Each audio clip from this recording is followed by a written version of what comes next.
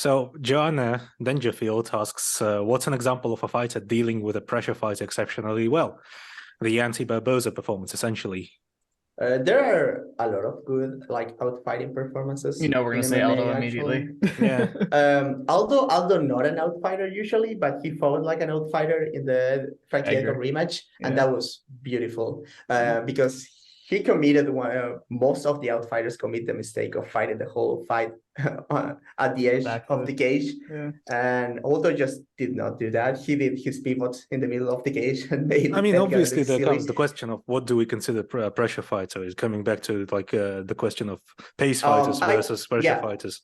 But I think Edgar in that fight was clearly trying to pressure. I mean, Edgar not usually a pressure fighter, but he came into that fight trying to pressure. He was clearly trying to push Aldo back to try to get takedowns against the cage. I don't know why, because trying to get takedowns against Aldo against the cage doesn't work. But yeah, that's a very good performance. There are. GSP fought very good outfighting performances too. Did he outfight? The commonalities here are going to be people with good jabs. It seems like it's going to be important. But for example, Julio Arce had a very good outfighting performance. I'm going to be talking about that in a video, so I'm not going to touch on that one. Gutierrez from bantamweight is also usually an outfighter, and he commits the mistake on RC2 of fighting against the cage too much for my liking, but he does a very good use of a lot of good tactics like misdirections on the outside, jabbing, using pivots, using the clinch to get your, using the clinch to. I would say that Eddie Alvarez would have a whole bunch of good fights against pressure fighters.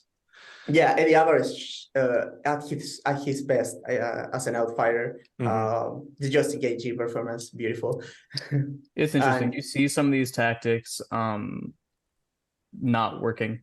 With RDA versus Colby Covington, he's doing a lot of the things that you would still want people to do, but it's the footwork that lets him down. So like I'm thinking of like, I don't know, I wrote in the chat, Aljamain Sterling versus Peter Yan did a lot of interesting things and one of the things was he was drawing up his guard and he was hitting his body a lot.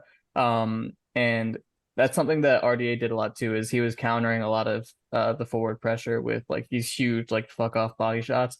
And like really winding up and like I'm definitely gonna scare this guy off.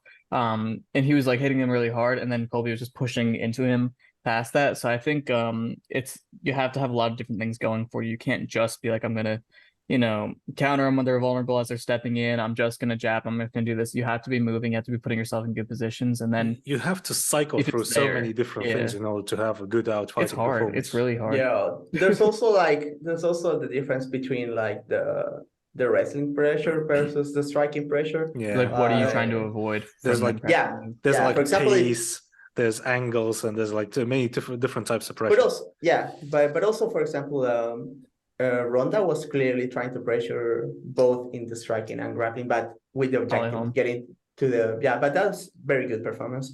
Very similar to that one, and kind of like an unknown. If anyone wants to watch this fight, it's David Taymor versus Martin Svensson. Svensson, a very good grappler, but not much in the way of striking. Taymor would just. What about Thibaut? What about Thibaut versus Khabib? I mean, Thibaut like kind of took the back foot on that one. He wasn't like jamming and pivoting, but he was still like on the outside. And he won that fight. So.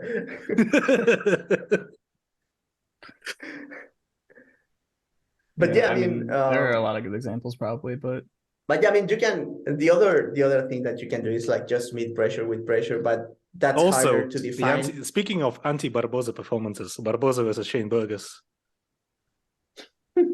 That was Barboza countering pressure by hitting him really hard, which is what he normally tries to do. I mean, also he didn't really fight that differently.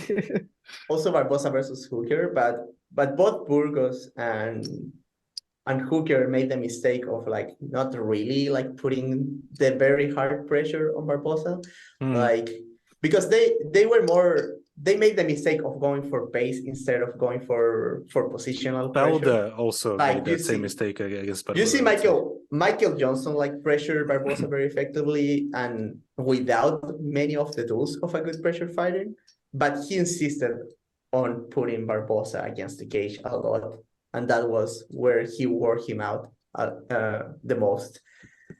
But yeah, I mean, there's a lot of good outfighting performances in MMA. I mean, not a lot, considering the whole bunch of the sport, but there are quite a few. Pressure is like the default option in MMA, it seems like, because the cage is there. Yeah. It's such a big advantage to have your back, to have someone's back on the cage. But so also because I feel like it should be more common. Also because I have to talk about Dustin Poirier every other question. Dustin Poirier versus Justin Gaethje too. That was very good. And it was using like not like very outfighty performance. I mean, he took the back. People always think about he was engaging a lot in the pocket and doing most of his work there. So. A lot of people think that if you engage a pressure fighter, you have to outfight for some reason. When the pressure fighter actually wants you to do that, he wants you to outfight. So what Dustin Poirier did was instead to just take the fight to Gaethje and just start like wailing on him, and he fucking kicked his ass. Yeah, that's Gutierrez, Chris Gutierrez versus that fight that he didn't win because he got 10-8'd in the first round from back control. Cody Durden. Yeah. The next Gutierrez 2 rounds, he does like beautiful.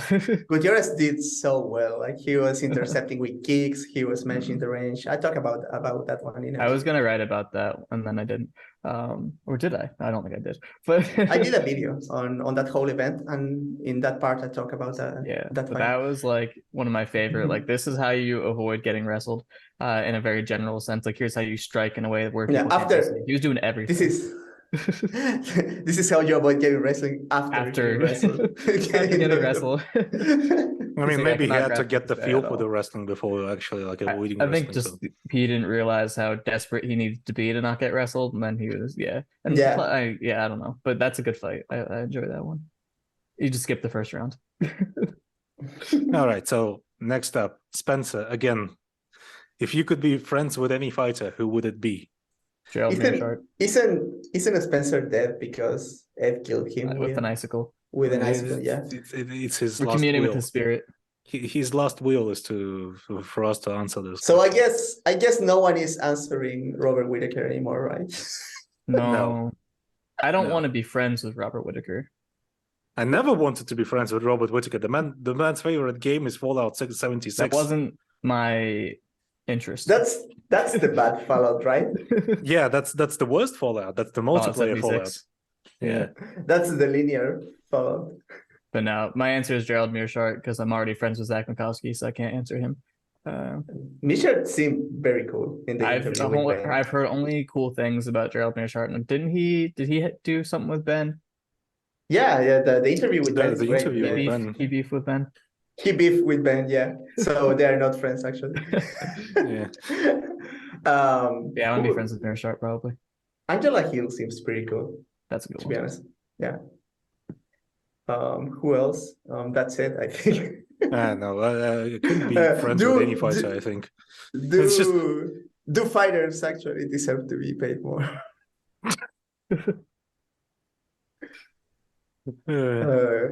So who's the next one?